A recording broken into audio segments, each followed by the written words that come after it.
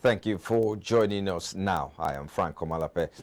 And now statistics from the Nigerian Interbank Settlement System (NIBS) have revealed a 53% rise in the values of bills paid online, otherwise known as electronic bills. Specifically, the latest NIBS data reveals that the value of bills paid through electronic channels in 2020 rose to 2.8 trillion naira from 2.3 trillion naira recorded in 2021.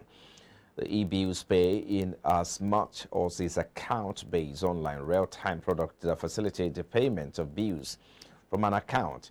It ensures instant credit of payment and receipts of collections on behalf of billers, merchant recruited on the platform. Currently, the platform is used for payments such as utility bills, cable TV subscriptions, hotel and airline bookings, school fees, and airtime top-ups. Accounting to NIBS data, more Nigerians are now embracing payment of bills electronically as opposed to paying with cash. And away from there now, the Nigerian National Petroleum Company Limited is set to spot the first oil well in Nasarawa State in March 2023. The Group Chief Executive Officer of the company, Malam Melekiari, will disclose these when Governor Abdullahi Sule led a delegation of prominent indigenes of the state on a courtesy visit to the NNPC in Abuja said that results of exploratory activities confirmed the presence of substantial hydrocarbon resources in the state. He called for prompt action on the project as the global energy transition had led to a reduction in investment in fossil fuels. Kyari added that community support and a conducive environment are key to a successful operation in the area in order to avoid the experience of the Niger Delta. Sule congratulated the NNPC boss on the successful commencement of oil production and the Komani Integrated Development Project, which was launched in November 2022 by President Muhammadu Buhari, which he described as similar to what obtains in Saudi Arabia. In the meantime, Chevron Nigeria Limited has debunked the report alleging that it plans to exit Nigeria. The General Manager, Policy, Government and Public Affairs of the company, Eximaji Brikin, in a statement said the Chevron Nigeria Limited is aware of a misleading media report alleging that Chevron plans to exit Nigeria and said the allegation is untrue and does not represent the position of Chevron in Nigeria. Brikin said the CNL remains committed to sustaining the existing mutual beneficial and long-term relationship with Nigeria and other stakeholders as demonstrated by its significant economic and social investment in Nigeria over the last 6 decades. This investment, according to him, have generated visible and viable socio-economic development in several communities across Nigeria. Chevron is one of the largest oil producers in Nigeria. It operates under a joint venture arrangement with the Nigerian National Petroleum Company for the onshore and offshore asset in the Niger Delta region. Chevron also has extensive interest in multi-partner deepwater operations. It operates the Agbami field, one of the Nigeria's largest deepwater discoveries. It also has a non-operated interest in the Usan field. The NNPC Chevron joint venture has spent more than $180 million, or roughly 600 programs that have provided scholarships, built new schools, medical facilities and housing, and supported agriculture development and infrastructure improvements in the country.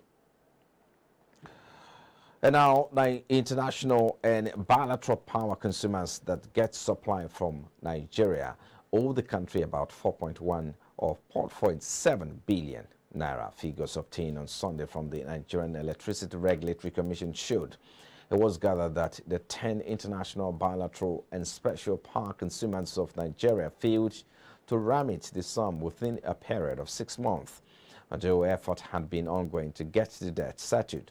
The Commission pointed out that the indebtedness by the power firms were to the Nigerian Bulk Electricity Trading Company PLC and the power market operator.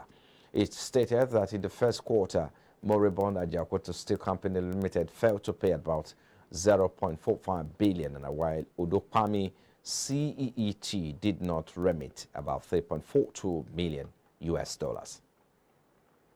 And in the meantime, the Center for the Promotion of Private Enterprises has said that the imposition of excise duty on all services will affect the business community negatively.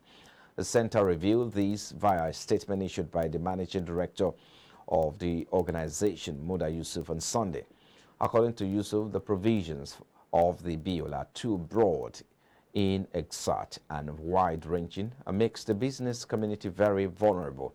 He said there is no jurisdiction around the world where all services are liable to excise duty. Excise duties are typically specific and selective and often imposed to disincentivize consumption or production of particular product groups. He added that the current open-minded provision was unfavorable to investment and that the bill should include specifics of services to be taxed for better stakeholder engagement.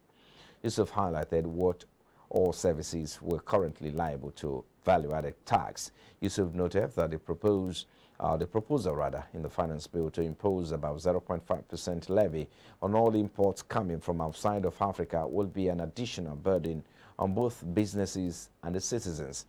According to him, currency depreciation had made import very expensive with profound inflationary effect. He urged the government to explore other revenue sources so as not to overburden the current crop of taxpayers. And now Nigeria is making progress in oil earnings following improvements in security in the Niger Delta region as the country raked in additional 363 billion naira from the crude oil sale in the month of October, November, and December last year. Figures obtained from the Federal Ministry of Petroleum Resources on Sunday show that the country's oil production rose by 1.014 million barrels per day in October, representing an increase of 0.077 million barrels per day when compared to 0.97 or 937 million barrels per day output in September.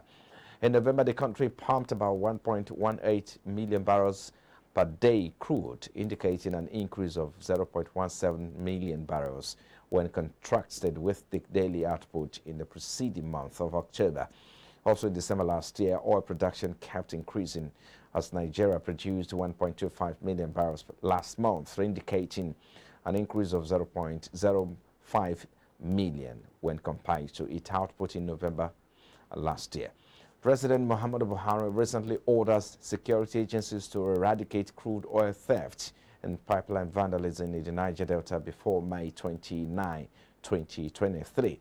He said the order became vital in order to effectively ramp up the country's oil output, stressing that the federal government could no longer tolerate the criminality.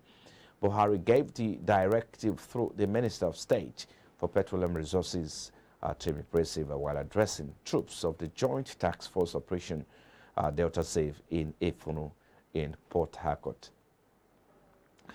And now Nigeria's non-oil export rose by 29% year-on-year to $6.56 billion in the 10 months period, reflecting the impact of federal government efforts to boost foreign exchange inflow from the non-oil sources as well as favorable commodity prices in the international market.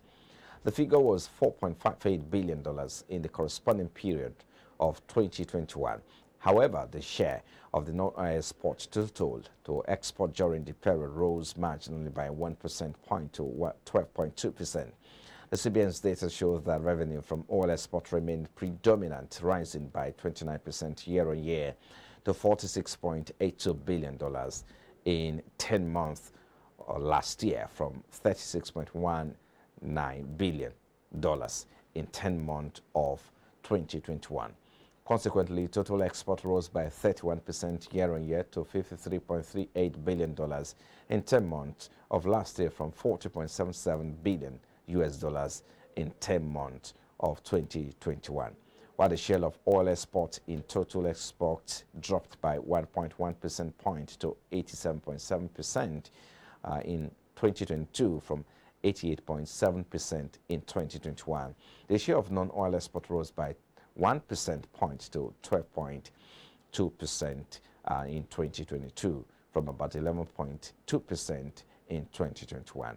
Further findings show that non-oil and oil export in October recorded about 3.6% and 13% respectively due to factors including higher crude oil prices and sustained favorable commodity prices at the international market.